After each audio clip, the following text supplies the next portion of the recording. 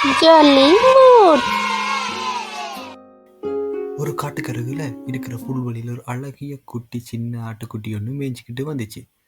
இதை தூரத்தில் இருந்த ஓநாய் ஒன்று இந்த ஆட்டுக்குட்டியை மாற்றியாவது இதை ஒன்று விட வேண்டும் என்ற எண்ணத்தில் அந்த ஆட்டுக்குட்டியை நட்பாக பழகியது. அந்த ஓநாயின் நட்பை நம்பி ஆட்டுக்குட்டியோ ஓநாயின் தீய எண்ணத்தை அறியாமல் ஓநாயிடம் துள்ளி குதித்து விளையாடியது. ஆனால் ஓநாயோ தகுந்த சமயத்தில் ஆட்டுக்குட்டியை கவிக்கொண்டு காட்டுக்குள் ஓடியது. எதிர்பாராத சமயத்தில் ஓநாய் சிங்கத்தின் கண்ணில் பட்டது.